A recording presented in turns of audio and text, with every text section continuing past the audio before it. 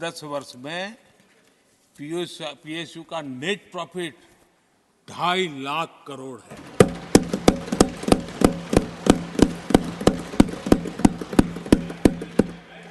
दस वर्ष में, हमारे 10 वर्ष में पीएसयू की नेट वर्थ 9.5 लाख करोड़ से बढ़कर के 17 लाख करोड़ हो गई है।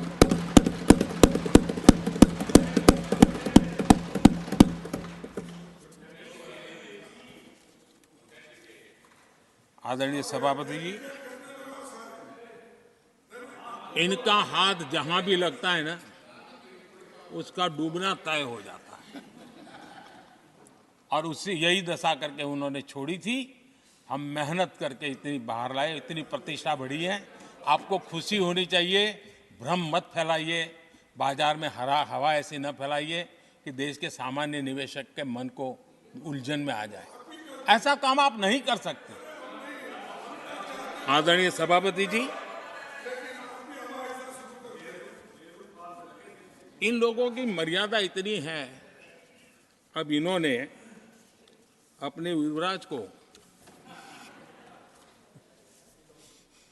को एक स्टार्टअप बना करके दिया है। अब वो नॉन स्टार्टर है।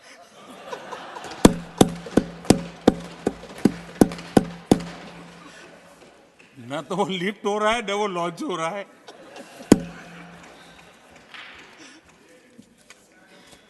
आदरणीय सभापति जी,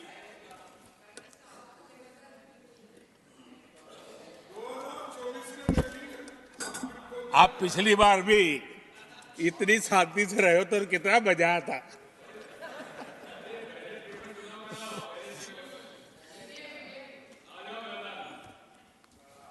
आदरणीय राष्ट्रपति जी, आदरणीय सभापति जी,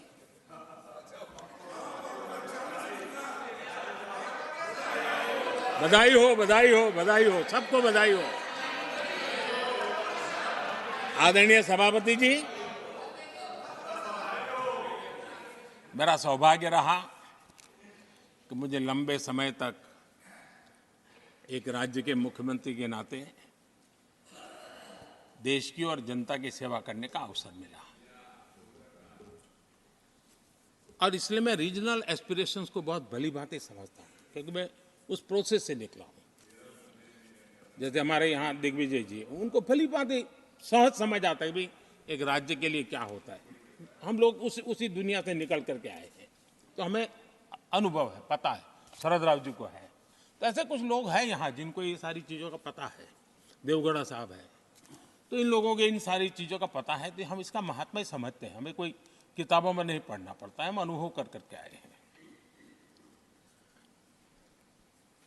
और ये भी सच्चाई है साहब, 10 साल यूपीए की पूरी शक्ति गुजरात को क्या कुछ न करने में लगी हुई थी, आप कल्पना नहीं कर सकते। लेकिन मैं आंसू नहीं बहाता, मैं रोने की मेरी आदत नहीं है जी। लेकिन तब भी उतने संकटों के बावजूद भी, उतने जुल्म के बाद भी, हर प्रकार की मुसीबतों को झेलते हुए भी, मेरी तो मुसीबत ऐसी थी कि यहाँ किसी मिनिस्टर से मुझे अपॉइंटमेंट नहीं मिलती थी। वो कहते थे भाई आप जानते हो मेरी तो दोस्ती है, मैं फ़ोन पे बात कर लूँगा, लेकिन कहीं फोटो वोटो निकल गए, ये डर रहता था। यहाँ मंत्रियों का डर ऐसा था। अब खैर उनकी मुसीबतें मैं समझ सकता हूँ।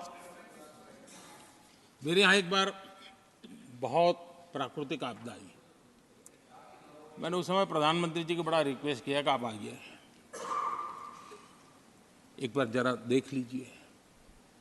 उनका कार्यक्रम बना, फिर साहब एक एडवाइजरी कमेटी बनी थी ना, शायद वहाँ से हुक्म आया, तो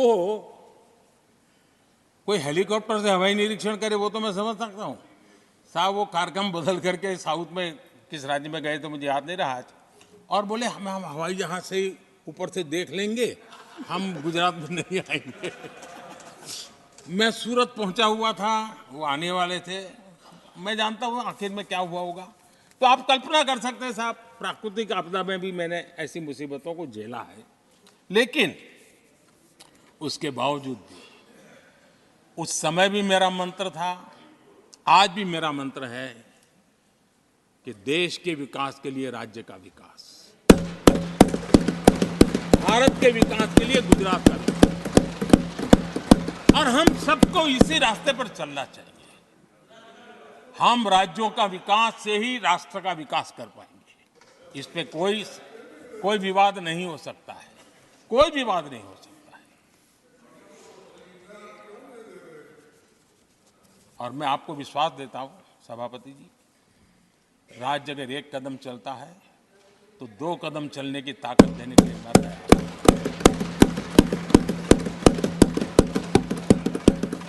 कोऑपरेटिव फेडरलिज्म क्या होता है, और मैंने तो हमेशा कहा कॉम्पिटिटिव कोऑपरेटिव फेडरलिज्म। आज देश को जरूरत है कॉम्पिटिटिव कोऑपरेटिव फेडरलिज्म।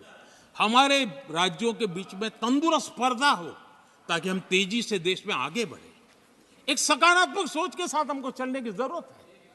और मैं ये राज्य में था तब भी इसी विचारों को लेकर के काम करता था, इसलिए चुपचाप सहता भी था। आदरणीय सभापति जी, कोविड एक उदाहरण है। इतना बड़ा संकट आया दुनिया का, ऐसे संकट के समय राज्य के मुख्यमंत्रियों के साथ 20 बैठकें की। उस कालखंड में एक एक बात का विचार विमर्श करके साथ लेकर के, और सभी राज्यों का सहयोग एक टीम बन करके केंद्र और राज्य ने काम किया।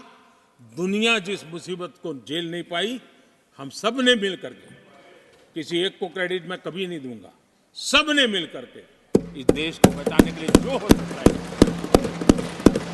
राज्यों को भी उसकी क्रेडिट लेने का पूरा अधिकार है। इस सोच में हमने काम किया। आदरणीय सभापति जी, G20 का आयोजन हम दिल्ली में कर सकते थे। हम दिल्ली में इन बड़े बड़े नेताओं के बीच रह करके सब कुछ क्या नहीं कर, पहले हुआ ही है। हमने ऐसा नहीं किया। हमने G20 का पूरा यश राज्यों को, दिल्ली में एक मीटिंग की तो राज्य में 200, एक एक राज्य को एक्सपोजर मिले दुनिया में।